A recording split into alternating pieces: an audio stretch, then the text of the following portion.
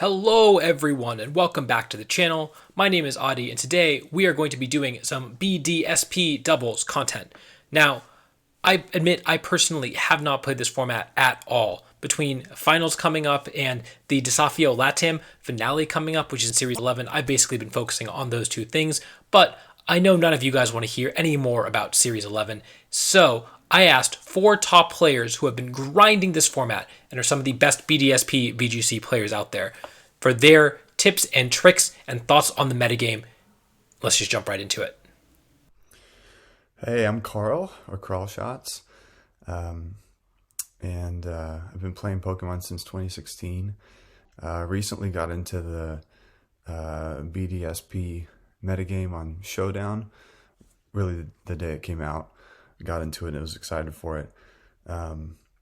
And managed to kind of, for the most part, for the first 3 days, hold the #1 spot with a team that I built. So just going to share some thoughts with you guys on the metagame and team building and stuff like that. Hey guys, my name is Alex Underhill. I started playing VGC back in 2014 and I'm a two-time regional champion. I'm happy to be back on Adi's channel to talk about the Brilliant Diamond and Shining Pearl metagame. It's been so much fun. It's been way too much fun. Hi everyone, my name is Antonio. I'm also known as Raxen, and I'm a VGC player from Spain. I've been playing VGC since 2017, and some of my accomplishments include getting 9th place at Players Cup 1 Global Finals and getting 7th place at Players Cup 4 Global Finals. Hello, my name is Sohaib and I've been playing VGC for 6 years. I have cut multiple regionals and online tournaments and I have experience in multiple different formats over the years.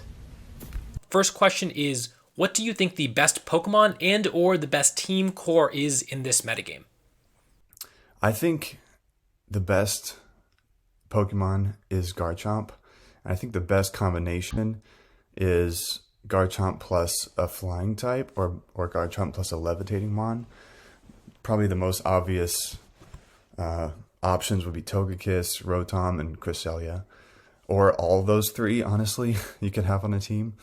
But I think Garchomp plus one of those is so good because, you can do so much damage with Earthquake while doing something else with the other Pokemon. You could potentially do double spread moves or, Earthquake and speed control. You can do so much Earthquake and setup with Rotom. And the typings are just so hard to deal with together. This may be a bit of a bummer of an answer, but I don't think there really is a best Pokemon in the current format, I guess. A lot of people talk about Cresselia. I don't think Cresselia is that crazy, oppressive or good, or it's not bad. It's a fine Pokemon. It does what, you need it to do, whether it's set up Calm Minds in endgame, get Trick Room speed control, or just be the defensive pivot that you need it to be. But I think that everything in this format is just so much more viable than what we've seen in the past, and Standard contains such a large array of Pokemon that it's hard to say what are the strongest team cores or whatever. I saw a team that had Cresselia, Arcanine, Hitmontop, Garchomp, Togekiss, and Snorlax or something, and then I saw another team that had Arcanine, Cresselia again, but then Rotom Wash, Tyranitar, Scizor, and maybe one other one. But there are a lot of different Pokemon that you can fit onto what you might call standard, and those teams only share 2 Pokemon. It's really cool, actually. I think it's cool that you can take your flavor on. I'm going to approach the game in a balanced way, but there are very different ways to go about it. But if I had to pick so maybe not the best Pokemon, but some of the most splashable picks, the ones that are just very easy to just chuck onto a team, no thought really to it. Cresselia, Arcanine, and Togekiss are all solid picks that can fit on many different archetypes. So regarding this Battle Festival doubles format, I think the best mon in the format is 100% Cresselia. It has an amazing bulk, it's a reliable Trick Room setter, also has nice coverage in Psychic and Ice. So you can cover mons like Tyranitar and Heatran by hitting Hitmontop and Garchomp, for example. So then regarding cores, I think that Fire, Water, Grass cores lose so much value because we don't have that many good grass types, so to say. So I think fantasy cores like Fairy, Steel, Dragon are the way to go in my opinion. Dragons are better because there is less fairies, and then it makes it so that your only fairy types or the fairy types that are good have more value. So it makes it like a triangle, so to say, and then in that way, I think Garchomp, Heatran, and Togekiss are really solid core, a really solid start for that fantasy core. But we may see some development in the meta game, so people might shit for like Scizor or Asuma release death. So the best core, in my opinion, is Gastrodon, Arcanine, Scizor, and Togekiss because of their amazing typings and the synergy that they have together. If anyone that is trying this format out, I would say these are the first four mons that they should be building around. And if you're trying to answer the meta game, these are the four mons that you need to make sure that your team has a way to answer. The best Pokemon in my opinion in this format is Scizor because of its amazing bug and steel typing, coupled with a very high attack stat, and the fact that it can hit some of the most important threats in the metagame, such as Togekiss, Tyranitar, Latios, and Cresselia. And it's a very versatile Pokemon. You can run a Bandit set on it, a Life Orb set, or a setup Sword Stance Lumberry set. Next up, what Pokemon do you think is underrated or underexplored in the early metagame? As far as an underrated Pokemon, I think Snorlax. I don't see a lot of people using Snorlax right now.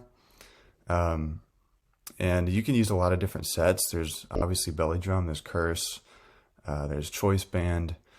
And I'm surprised I haven't seen a whole lot of Snorlax. Maybe I'm just not playing the right opponents, but it's such a bulky Pokemon, super strong, and it's harder obviously to take out now that there's no Dynamax Pokemon. So huge fan of Snorlax.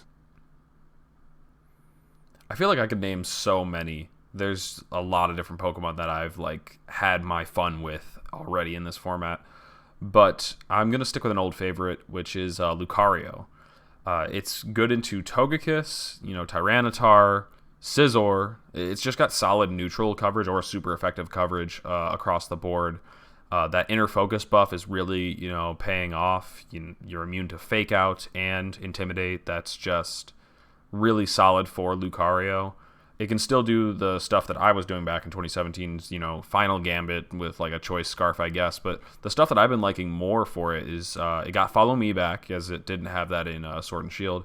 But Follow Me, and then just 2 attacks and Protect, close combat Meteor Mash with a Focus Sash. And it's kind of like a little bit of a different Togekiss. Togekiss often runs that Follow Me, 2 attacks, the stabs, and is there to do damage, but if you need redirection for a turn, it can provide that, and that's something really cool that Lucario can provide, on top of, it's immune to Fake Out, can't be flinched, and, the super effective coverage on the Mon is just pretty solid. Then regarding unexplored Pokemon, I think Gyarados has so much potential, especially with support like Pachirisu and Hitmontop, so you can cover Gyarados from Rotom and from Rockslide from Titar with Wideguard, and you have so many options. And then again, it's just Gyarados, so you don't have a favorable matchup into other water types like Rotom has. But with the right support, I think Gyarados has so much potential with Dragon Dance, with Crunch. You can hit Cresselia, you can hit Latios. Then you have more momentum than Rotom in a way because you gain speed while setting up. So I think it's quite good, especially with a Lumberry for mitigating Will-O-Wisp. The Pokemon that I think that is underrated right now is Gengar. In my opinion, it is a very strong Pokemon in this metagame because of its Ghost and Poison typing. paired with the fact that it has 110 base speed, which in this metagame is very, very fast, only paired with Latios and a handful of Pokemon outspeeding it. And the fact that it has very fast taunt and Will-O-Wisps also makes it very powerful. And I can definitely see it as the meta develops. I can see it being paired in some offensive teams that struggle against maybe Togekiss and Cresselia or Latios. Finally, do you have any general tips for team building or playing this format, and how would your approach differ compared to Sword and Shield formats? Any general tips for team building? I would say, don't be afraid to slap a choice scarf on a Pokemon. I think with the Dynamax formats, we've gotten a little bit out of practice of using choice scarf mons. There have been a couple exceptions like Landorus and some others that we've seen choice scarfs on, but I had a lot. I was running choice scarf Tyranitar on the team that I stayed in first place with for those first 3 days, and it caught a lot of people off guard. It was also a mixed set with Rock Slide and Crunch and Ice Beam. But, there's Gardevoir. That's probably the most popular one right now. But, there's Rotom. I mean, there's so many options for a choice scarf for mons that hit quick and hit hard. So I would say explore that. That's kind of a lost art in VGC right now, I think. It used to be really common to have a choice scarf mon on most teams. I've found that this format rewards experimentation more than ever. My friends and I, we've been building new teams like every night that we play, or pretty much every other night or whatever, and we kind of just fine-tune them as we ladder. It doesn't have to be that the team is perfect upon creation, especially this early in the format. This is probably something you can apply to all formats, but with this one, I found that you don't get punished as hard for getting a turn wrong. It plays a lot slower. There's a lot more back and forth. And so you're allowed to, double into a protect, and that's not game losing. You're allowed to lose a Pokemon on turn 1 and still fight for your way back, depending on, if you've preserved the Pokemon that can win the game. And so I think that because of this, there isn't as much pressure to fine-tune every single aspect of your team. I think that, like, in Swish, EV spreads might have been a bit more important because, you needed to make sure that, I lived the Life Orb Dragapult max move with, exactly 1 HP or more. So that, you don't lose a Pokemon early because, when it's gone, it's gone. And so in this format, I have spent a lot less time worrying about calcs and more so about what the Pokemon is providing to the team. And, it feels a lot cooler. I mean, speed is still king. Speed is still a stat that you're going to want to worry about, the speed tiers and whatnot. But other than that, just kind of like, maybe run one calc and build a spread around that, or just, slide the EVs around and just figure out what's, what works, what doesn't. Maybe the Pokemon needs to be bulky, or just grab the HP and put it up higher. Don't think about it too much. It's more important to get games played and get a feel for how your team is going. And then this is another thing that kind of is, I think, separates BDSP, Brilliant Diamond, whatever, from Swish, is that you don't need to OHKO everything. It was so much faster paced, so much higher damage in the Dynamax formats that we've been playing that I feel like people just kind of forgot how to play Pokemon. I made a tweet the other day talking about Cresselia and how everyone's just like obsessed with OHKOing it. You don't need to OHKO Cresselia. You don't need to have a grass move to deal with Gastrodon. You're allowed to wear down your opponent's Pokemon with strong neutral moves.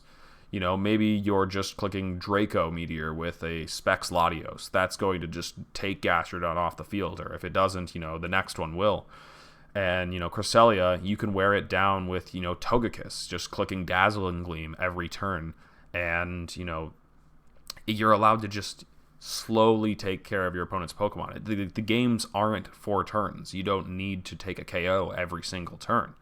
You can, work your way there.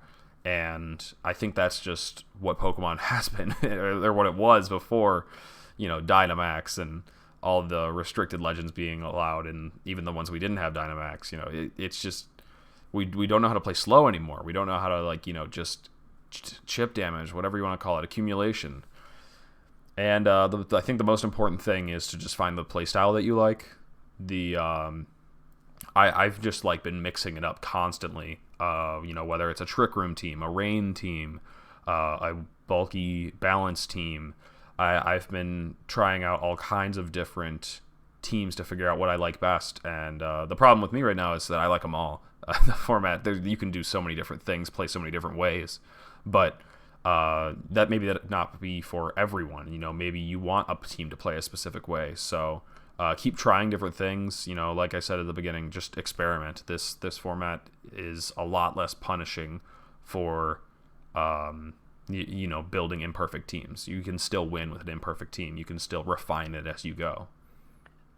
And yeah, regarding how to play this format and team building as compared to Sword and Shield, I think the way you play the format is pretty similar in a way. Like you have a win condition as you try to put your win condition in a favorable board position, advancing your win condition into the right spot, so to say. So in that regard, I think playing is similar. Like playing Pokemon is going to stay kind of the same. But team building, though, that changes a bit in a way because in this format, the defensive switchings are rewarded a bit more, I think, because in Dynamax formats, if your opponent goes for a max move, they are getting a side effect, even if you switch in a resisted hit, right? So they can go for max knuckle into your Cresselia and they get a +1 attack on their mons, but in this case, in this format, if they like take close combat into Cresselia, they don't get value. So defensive switchings to advance your win conditions have more value, so to say. So I think there is that, and beside that, I think that like bulky mons have more value. I think offensive teams lose value because if you don't KO Cresselia, you get punished by a trick room, and then your glass cannon mons are suddenly opened to some attacks from Hitran and such. So yeah, I think bulk is the way to go in this format for sure. So today I will be talking about Brilliant Diamond and Shining Pearl metagame. This metagame is unique compared to the previous years of VGC because this doesn't have any special kind of gimmicks such as Dynamax and Mega Evolution. So the main thing to consider when building in this format is that you do not have any strong Pokemon that can carry your team. So all of the 6 Pokemon have to be very balanced, and the typings matter a lot more in this format because each part of your team has to be able to answer certain threats in the metagame. Unlike previous years where the gimmicks such as Dynamax would be able to carry your team because of different types of max moves that it could carry, but this year you have to have a more balanced team. Thank you all for watching. I hope you guys enjoyed this video and learned a little bit about the BDSP VGC format, took some things away that will help you improve as a player moving forward in this brand new exciting metagame.